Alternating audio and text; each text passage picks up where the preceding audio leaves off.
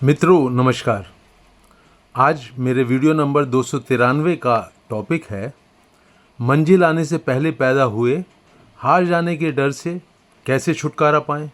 मतलब ये हुआ कि आपने कोई काम शुरू किया और आधे रास्ते तक, एक चौथाई रास्ते तक आगे बढ़े, फिर अचानक मन कांपने लगता है। ये डर पकड़ लेता है दिलो दिमाग को कि पता नहीं मंजिल तक पहुंचेंगे कि नहीं। हाथ पैर फूलने लगते हैं, मन में संशय की स्थिति पैदा हो जाती है, आप अनिश्चित से हो जाते हैं, अनमने से हो जाते हैं, आपकी जो ऊर्जा है वो लीक करने लगती है। काम के प्रति जो कर रहे हैं आप, उसके प्रति जोश और उत्साह धीरे धीरे कम होने लगता है।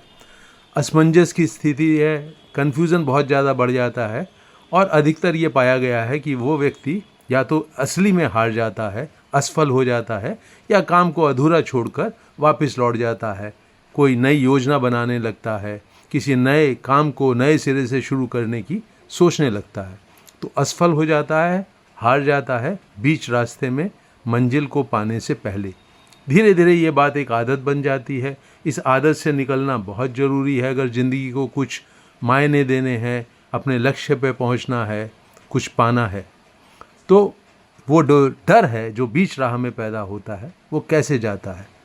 इसको समझने से पहले आइए ये समझ लेते हैं कि वो डर आता किन किन मुख्य कारणों से है। तो यूं हार जाने का, असफल हो जाने का जो डर है, उसके पैदा होने का एक मुख्य कारण है किसी भी इंसान का ओवर थिंकिंग करना, बहुत ज़्यादा सोचना। जिस मंजिल की तरफ बढ़ रहा है, जो यात्रा कर रहा है, जो एक्शन में डूबा हुआ है, जहां उसे अपने लक्ष्य तक पहुंचना जरूरी है, उसके बारे में बहुत सोच विचार करने लगता है। जो चुनौतियों में जो परेशानियां भी आई नहीं हैं, उनके बारे में सोचने लगता है। अगर ऐसा हो गया तो क्या करूंगा, वैसा हो गया तो क्या करूंगा, और इस तरह से अपनी बहुत सारी ऊर्जा, बहुत सारा समय नष्ट करता है। मन जो है वो धीरे धीरे धीरे धीरे उन सब चीज़ों में उलझ जाता है जिनकी जो समस्याएं अभी है तो नहीं, लेकिन उसने इंसान ने अपने मन में पैदा कर ली हैं। उनसे उलझकर खूब सारा सोच विचार जो है, ये सबसे प्रमुख, सबसे इम्पॉर्टेंट कारण है उस इंसान का जिसके मन में आधे रास्ते तक चलकर बीच राह में डर पैदा होता है, असफल हो जाने का, हार जाने का। ओवर थिंकिंग, बहुत ज़्यादा सोच विचार करना।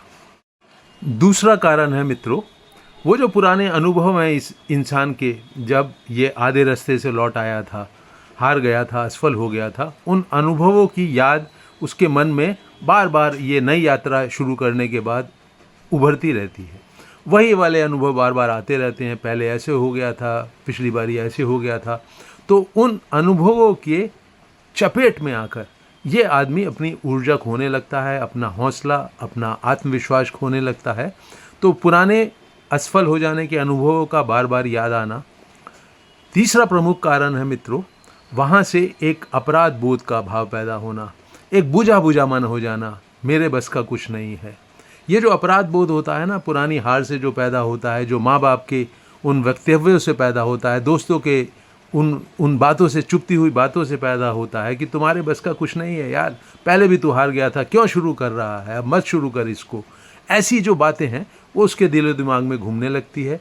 अपने आप को गिल्टी फील करता है, एक अजीब तरह के अपराध बोध से भरा हुआ, एक बहुत बुझे बुझे मन के साथ वो यात्रा बीच राह में मन बुझा बुझा सा हो जाता है, जोश और उत्साह कम हो जाता है और दिल जो है धीरे धीरे सोचने लगता है कि चलो वापस लौट चलते हैं, कुछ नया काम शुरू करेंगे जो ज़्यादा आसान होगा, जिसमें सफलता की चांसेस ज़्यादा होंगे, और वो लौट आता है। तो ये गिल्ट फील करना, अपराध बोध से ग्रसित हो जाना एक तीसरा महत्वपूर्ण कारण है।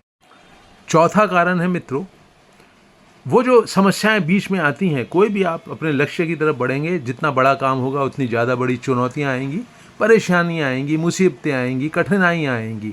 उन कठिनाइयों से नज़र हटाकर वो आदमी पहले तो सोच विचार में जाता है, दूसरा उन कठिनाइयों को जल्दी से जल्दी हल करने के लिए कर्म नहीं करता, एक्शन नहीं करता।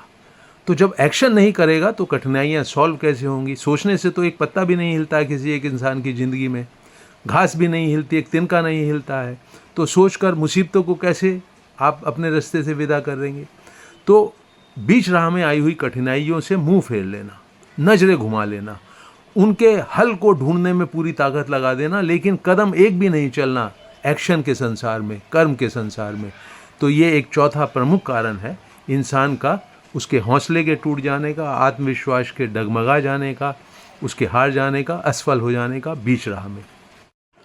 तो मित्रों, अगर आप उन इंसानों में से हैं जो बीच राह में से चुनौतियों से घबरा कर, डर कर, हार जाने के भय को अपने दिल और दिमाग में बसाकर वापस लौट आते हैं, तो आपको अब तस्वीर साफ हो रही है कि कैसे आपका मन काम करता है।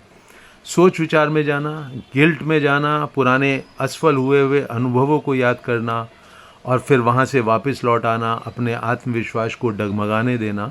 तो ये एक वो तस्वीर है जो एक खाका बना रही है, एक नक्शा बना रही है आपके मन के काम करने के तरीके का। बात भी ये समझने जैसी है, चुनौतियाँ आती हैं कर्म के संसार में। चुनौती का लक्ष्य कर्म में से गुजर कर आपको वहाँ तक आप पहुँचेंगे अपनी मंजिल तक। और आप अब हैं कि अपने दिमाग से, अपने सिर से, अपनी खोपड़ी से बाहर ही नहीं आते। सोच विचार पे सोच विचार, कभी आत्मविश्वास को डगमगाने वाले, कभी नई योजना को शुरू करने वाले, कभी पुराने जो अनुभव हैं उनसे चिढ़ जाने वाले, गुस्सा होने वाले, लोगों से उलझने वाले, खुद अपने आप से उलझे हुए एक व्यक्ति हैं आप।